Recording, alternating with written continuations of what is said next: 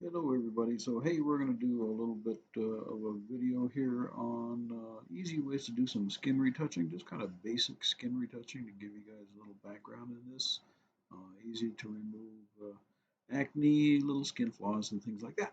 So let's take a look here. Let me open up Photoshop and we'll open up a picture.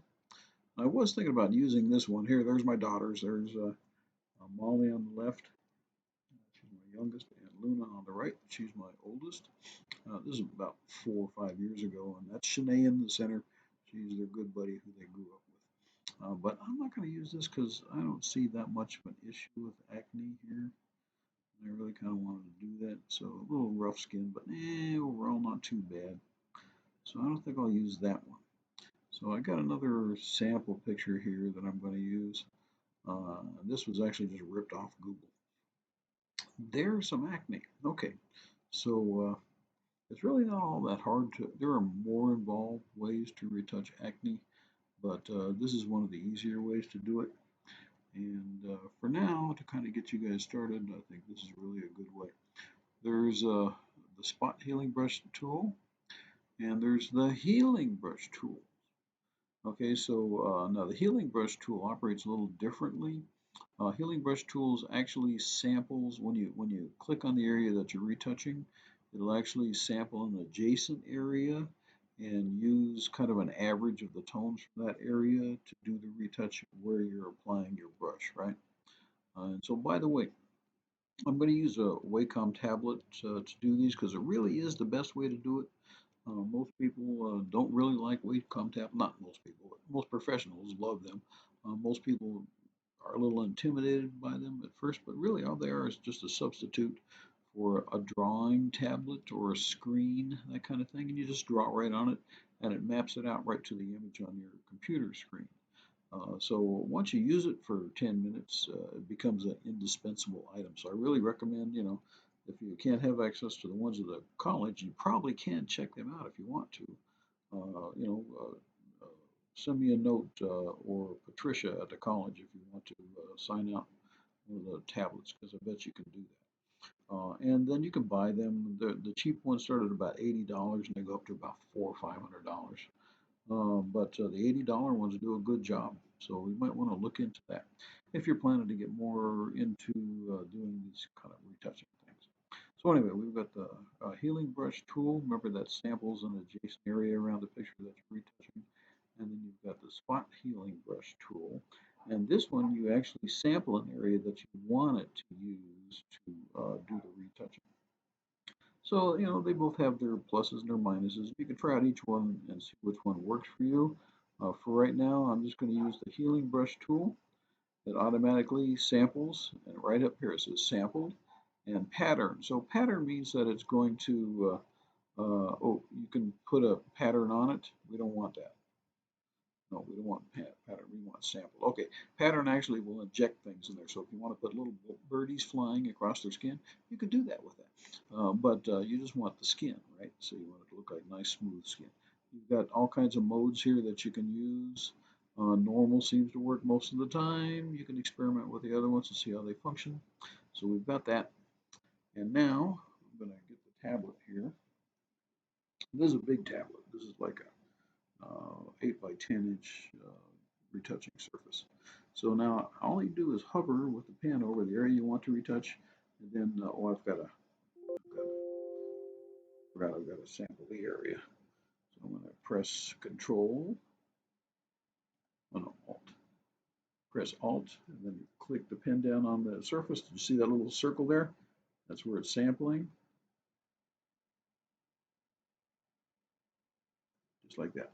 Okay, now we got our sample, and we come over here where we're doing our retouch. Did you see that? How nicely that goes away? Cleans things up very quickly. It looks nice and clean. I mean, there are other higher end ways you can do things with this type of application, but those are mainly intended for like high fashiony glamour images where you want people to have glassy, beautiful, glowing skin, not normal skin, right? So this is the best way really to kind of go about giving people still a normal look with a little flaw, that kind of thing, which everybody has, but to kind of like smush it out a little bit so they're a little bit easier. Just like that. See, I'm going over to these different areas here. If I want to resample on the Wacom pen, I just pressed on the bottom when I press down the area. That tells me how big I want to make the retouch sample. I can scale it up to whatever size. Hardness, always keep it 0. That's the edge of the sample. If you put a high hardness on it, like all the way up to 100, you'll have a very sharp edge where you sample and it'll show it very easy. Spacing, 25%, you can leave it there, that's fine. And then you can adjust pen pressure if you need to, but we're doing okay with that. So I'm going to do a sample.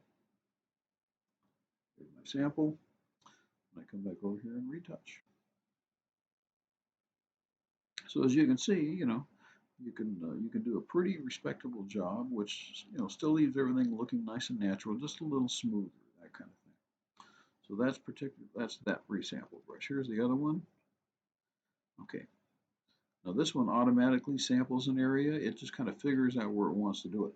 There's 3 settings up here: content aware, create texture, or proximity match. Actually, I kind of prefer create texture because it simulates the texture of the surface that you're sampling from. So it does a nice job of kind of blending it in a little bit better.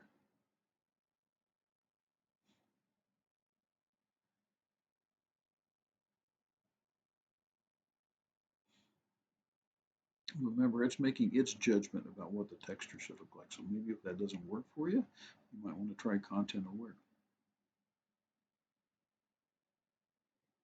Some of these make a little bit too harsh a correction, so you can almost see where it's corrected, right? So that's why I tend to favor this particular healing brush, and that's the one where you press down the Alt key and you press the pen down. It takes a sample, and then you come back over here.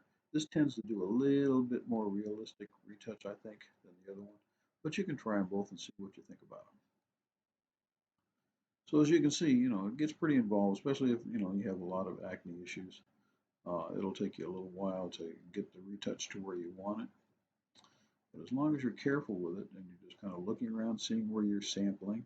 If you see when I press the pen down here, a little marker comes up there on the right hand side of the screen. That shows you the area it's selected to sample from. See that? So it's actually, learning from that spot and using that uh, algorithm to apply the retouch that you're doing to the spot that you're actually retouching. Overall, though, it seems to work pretty well. As you can see, it looks, pretty good, pretty good.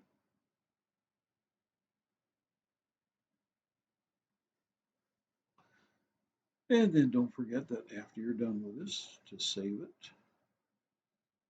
And it's always best to save as a Photoshop file if you can do so, because it's the least lossy file. You're not going to lose data or image quality, the same thing as data.